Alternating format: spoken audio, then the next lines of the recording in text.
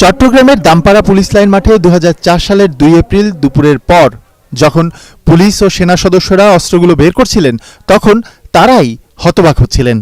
এর আগে কখনোই এ ধরনের অত্যাধুনিক আনকরা অস্ত্র দেখেনি তাদের অনেকেই।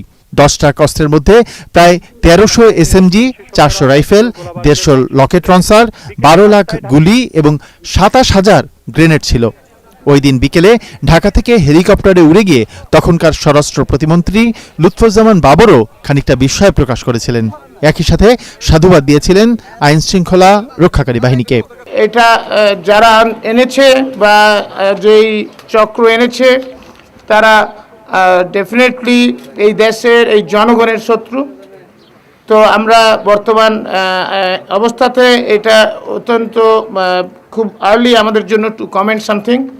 আমরা এটাকে ইনভেস্টিগেট করছি। ইতিমধ্যে কিছু লোককে গ্রেপ্তার করা হয়েছে। আমরা দেখছি 5 জনকে গ্রেপ্তার করা হয়েছে এবং আরও গ্রেপ্তারের জন্য ইতিমধ্যে বেশ কয়েকটা টিম আমাদের কাজে নেমে গেছে। তারা খুঁজছে আরও কিছু লোককে যাতে তাদেরকে ধরা যায়।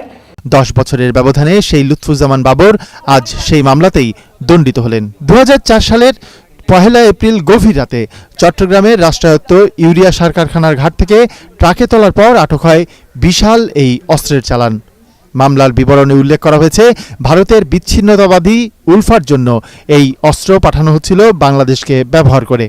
চট্টগ্রাম বন্দরের বহির্নোঙরে জাহাজ থেকে নামিয়ে সিইউএফএল এর জেটি ঘাট ব্যবহার করে অস্ত্র ট্রাকে তোলা হয়। এরই এক পর্যায়ে উদ্ধার করা হয় অস্ত্রের চালান। ওই ঘটনায় অস্ত্র ও চোরাচালান আইনে 2টি মামলা হয় ঘটনার পরদিনই।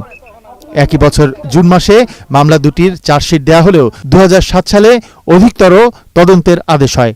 পরে 2011 সালের সেই চার্জশিটে জোট সরকারের শিল্পমন্ত্রী মতিউর রহমান নিজামী, স্বরাষ্ট্র প্রতিমন্ত্রী লুৎফুজ্জামান বাবর ছাড়াও সে সময়ের ডিজিএফআই ও এনএসআই এর শীর্ষ পর্যায় থেকে শুরু করে মাঠ পর্যায়ের কয়েকজন কর্মকর্তাকে আসামি করা হয়। এর আগে ওই মামলায় আসামি ছিলেন মূলত অস্ত্র লোড আনলোডের সাথে জড়িত শ্রমিকরা। ওই ঘটনার সময় ছদ্মনামে সেখানে উপস্থিত থাকা উলফা নেতা পরেশ বড়ুয়াকে গ্রেফতার করা যায়নি। এস এম বাবু, এটিএন বাংলা, ঢাকা।